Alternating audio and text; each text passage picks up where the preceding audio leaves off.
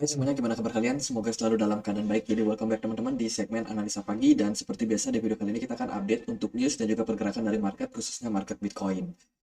Hari ini kita berada di tanggal 14 Juli ya teman-teman. Jadi congratulations, hari ini market naik lumayan signifikan ya teman-teman. Terutama untuk yang pegang XRP. Wih, ada good news nih dari XRP. Tapi kita akan bahas dulu dari kalender ekonomi. Jadi kemarin kita dapat beberapa data penting, yaitu data PPI dan juga core PPI. Selain itu juga ada data jobless claim, initial jobless claim, teman-teman. Jadi intinya adalah inflasi dari sudut pandang produsen atau data PPI ini menunjukkan tren penurunan ya. Year on year dari sebelumnya 2,6% turun menjadi 2,4%. Setelah sehari sebelumnya kita menemukan data CPI yang juga kurang lebih sama, inflasi mengalami penurunan. Nah, di bulan ini berarti kita cuma perlu melihat data PCE. Ya, kita perlu lihat data PCE aja dan kemungkinan besar sih melihat data CPI dan juga PPI yang turun, kemungkinan PCE juga akan turun. Meskipun mungkin turunnya nggak akan terlalu signifikan, teman-teman, karena biasanya data PCE ini yang menjadi acuan daripada The Fed, tapi yang menjadi leading indikator adalah data CPI dan juga PPI yang cenderung lebih volatile. Ya, semoga aja ini merupakan good news dan bikin inflasi makin lama makin turun. Jadi ya konkret lah untuk aset-aset berisiko akan sangat-sangat menerima dampak yang positif setelah berita ini. Kemudian juga hari ini akan ada beberapa event yang menurut saya sih ya lumayan ya. Tadi itu ada data soal balance sheet Amerika Serikat, kemudian Christopher Waller dari anggota The Fed akan speech nanti teman-teman. Kemudian ada data ekspor impor. Ya itu sih data di hari Jumat ini nggak terlalu gimana-gimana dan ya kita akan memasuki fase-fase di mana Bitcoin bisa dibilang berada dalam sentimen yang positif tapi tanpa ada berita kalender ekonomi. Tentunya dia akan balik lagi ke mekanisme dari market. Nah, teman-teman, kalau kita lihat dari Fed Interest Rate Decision atau Fed Rate Monitor Tools, kita bisa menemukan ya bahwa 1 minggu 5 hari ke depan, The Fed akan mengambil keputusan perihal suku bunga, tepatnya pada tanggal 27 Juli 2023 jam 01 AM atau 01 pagi ya, dini hari lah teman-teman. Ini The Fed kita akan lihat seperti apa dia, apakah masih akan naikin suku bunga atau enggak. Dan kalau kita lihat dari forecastnya sih, The Fed masih akan naikin 25 basis point dan kemungkinan besar ini adalah kenaikan terakhir daripada suku bunga The Fed. Semoga aja ini yang terakhir ya. Setelah itu ya The Fed pivot, apa namanya, pause, cukup lama pause sampai suku bunganya cenderung turun, bukan suku bunga tapi inflasinya cenderung turun. Nah, kemudian di sanalah baru ketika dirasa inflasinya udah sesuai dengan target, barulah The Fed akan pivot atau menurunkan suku bunga. Jadi pas fase pause-nya ini bisa cukup lama, bisa berbulan-bulan. Jadi itu sentimen yang cukup positif lah dari market. Lalu di market ada berita apa aja nih? Kalau kita lihat kemarin itu ada berita soal keterlibatan wallet ya, yang terkait dengan penyitaan hukum pemerintah Amerika Serikat yang akhirnya dipindahkan. Sekitar 7,7 ribu Bitcoin didistribusikan di antara 98 wallet. Nah, teman-teman, buat teman-teman yang belum ngikutin, jadi intinya Department of Justice Amerika Serikat itu menyita banyak sekali aset kripto dari hasil pencucian uang, kejahatan-kejahatan di dunia kripto. Ya kan, disita nih sama pemerintah Amerika Serikat. Nah, wallet-wallet ini atau koin-koin ini akhirnya didistribusikan ke sebuah wallet dan ini menimbulkan ketegangan terhadap market. Pasalnya mereka melakukan transfer ke Binance atau ke crypto exchange yang lain.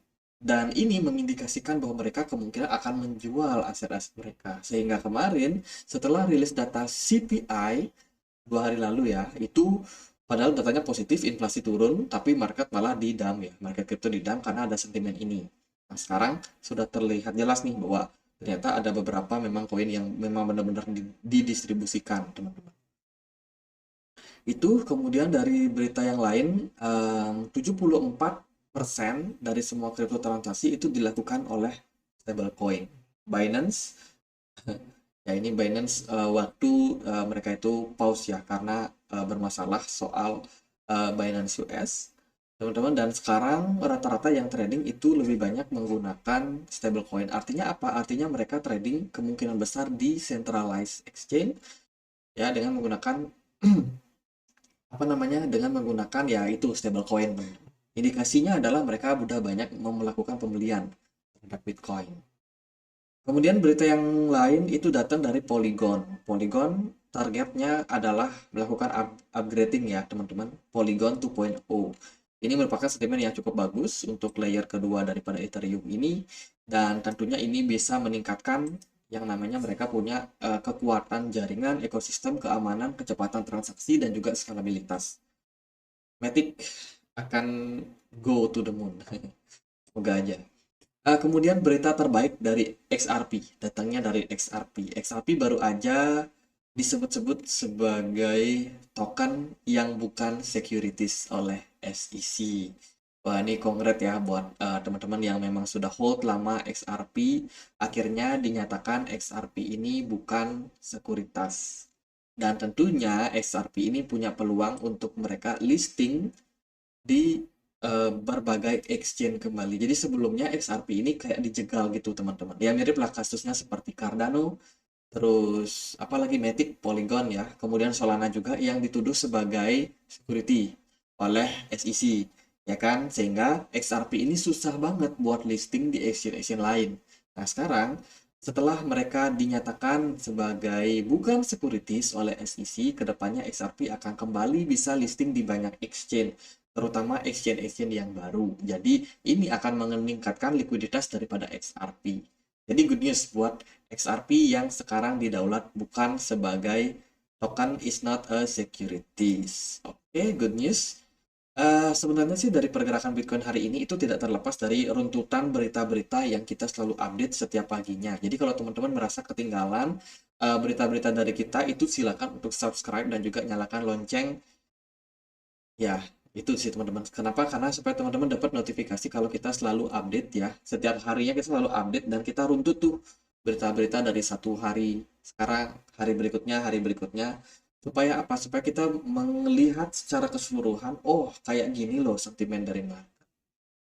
Karena kalau kita nonton hari ini, besok nggak nonton, besoknya nggak nonton, ya itu akan ada miss berita teman-teman. Sehingga ketika ada pause yang melakukan distribusi kita nggak tahu, ada pause yang diam-diam melakukan pembelian 771.000 Bitcoin kita nggak tahu, kemudian data CPI, data PPI kita juga nggak tahu ya, kita juga. Akhirnya kita nunggu di harga bawah tuh, nunggu Bitcoin turun katanya. Ujung-ujungnya ya nggak turun, Bitcoin cenderung malah naik ya teman-teman. Tapi ya itulah yang namanya market, sangat-sangat volatile. Memang kemarin marketnya cukup anomali. Kalau kita lihat dari technical analysis, sebenarnya Bitcoin ini kemarin itu tidak berkorelasi sama sekali sama US dollar. Pasalnya US dollar turun, Bitcoin juga cenderung turun.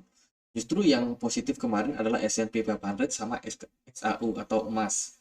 Ya, hari ini di XY kembali terjun bebas, teman-teman, ke poin 99,7. Dan gold kembali menguat, meskipun tipis, tapi dia udah berada dalam level yang cukup aman. S&P 500 kemarin menguat lagi. Kita udah bilang ini potensi cup and handle ya dari S&P 500, jadi cenderung positif. Bitcoin yang ketika rilis data CPI malah turun, akhirnya dia menguat ketika rilis data PPI. Ditunjang sama BTC Dominance yang juga cenderung drop, teman-teman. Ini merupakan sentimen yang bagus buat altcoin. Semoga aja. Nah, ini nih yang harus kita pantau lagi buat altcoin ya, teman-teman. Kenapa? Karena kalau kita lihat dari BTC Dominance ini membuat pola yang namanya cup and handle. Dan kebetulan sih dia baru aja ngetes level supportnya di sini. Di kisaran ya di kisaran 98 inilah. Ya, sorry, di kisaran 1700 something ini. Jadi di sini ada level support lagi. Kalau BTC dominance-nya mantul di sini, maka siap-siap altcoin bakalan tertekan kembali dan Bitcoin akan kembali menguat, teman-teman. Tapi kalau andai kata ini gagal, artinya dia gagal untuk mantul di level 1700 ini, menyebabkan BTC dominance-nya kembali turun sehingga pola cup and handle-nya gagal. Ini merupakan sentimen yang bagus untuk market, terutama altcoin. Altcoin yang kemarin ngepump sangat-sangat signifikan itu adalah XRP yang naiknya itu spike sampai ke hampir $1. Ngeri ya, XRP spike-nya hampir $1 dan itu sebenarnya sih cukup tinggi ya kenaikannya, hampir 100% lah teman-teman. Selain itu yang juga naik signifikan kemarin adalah Solana, Matic, terus BNB belum ya, BNB belum, Bitcoin Cash justru malah terkoreksi, Cardano. Nah ini nih, Solana, Matic, Cardano ini kan kemarin beritanya di delisting dari banyak exchange. Ya kan, kenapa? Karena mereka dituduh sebagai securities.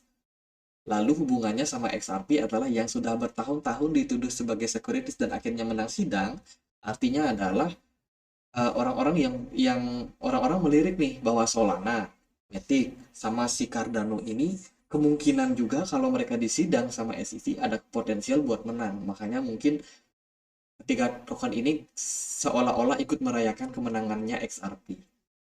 Jadi ya dia naik lah juga harganya teman-teman. Kompak tuh. Ya koin-koin yang jelek pasti turun lah. Kalau kita lihat sih hari ini Bitcoin ya lumayan signifikan kenaikannya ya 3%-an. Tapi ya teman-teman gini, Bitcoin ini meskipun naik, dia belum benar-benar breakout dari pola yang namanya channel sideways-nya. Ya, kemarin Bitcoin memang sempat naik, bahkan dia naik sampai kisaran 31.800. Cuman masalahnya dia masih belum closing di atas level tersebut, atau dengan kata lain dia masih bergerak di dalam sebuah channel sideways ini di range 31 sampai dengan 29.900. Good news-nya adalah volume perdagangan Bitcoin kemarin memang bagus ya, menyambut dari rilis data PPI yang juga sangat positif. Kemudian juga dari pergerakan RSI ini melandai guys. Artinya apa? Kalau saya pribadi sih meskipun melihat Bitcoin naik, tapi rasa-rasanya selama Bitcoin belum berhasil closing di 32.000, kemungkinan masih ada kemungkinan untuk Bitcoin mengalami koreksi. Kalau kita perhatikan sih dari RSI memang menunjukkan format yang cenderung bearish divergence. Jadi ini bisa menjadi sebuah warning juga nih buat teman-teman. Even dia punya volume yang naik serta dari smart money-nya masih cenderung bagus. In the long run saya masih yakin kalau Bitcoin masih akan bullish. Cuma untuk jangka pendek ya kemungkinan koreksinya itu masih sangat-sangat terbuka. Jadi kita punya planning ya untuk Bitcoin ke depannya seperti apa. Semoga aja memang terrealisasi menjelang 2024 Bitcoin udah berada dalam posisi yang cukup tinggi harganya sebelum dia pivot. Itu pertama resistance yang penting adalah di kisaran 31.000 ini Bitcoin harus keluar dari resistance ini sampai dia ke 32.000, barulah di sana kita cukup yakin bullish on Bitcoin in the short term. Tapi kalau sekarang masih ketahan kayak gini, mungkin kita masih akan sedikit ada drama buat kedepannya. Apalagi setelah hari Jumat, hari Sabtu Minggu akan ada weekend ya. Jadi market akan sangat-sangat volatile. Jadi gitu sih buat teman-teman yang mungkin udah serok barang, yang udah masih punya barang, yang kalau saya pribadi di market spot ya hold aja sih. Udah kemarin udah murah dapat di 28.000, udah dapat di 23.000, ya kan. Dan di CE secara bertahap ya udah cuan, ya ya aman-aman aja sih sebenarnya. Yang masalah sih yang belum serok barang ya mungkin masih bingung cari posisi entry di mana. Kalau menurut saya sih gitu ya. Kalau Bitcoin udah naik ke 32.000, teman-teman mau masuk ya masuk aja karena itu breakout lah istilahnya. Dia udah breakout jadi kita menggunakan strategi buy on breakout.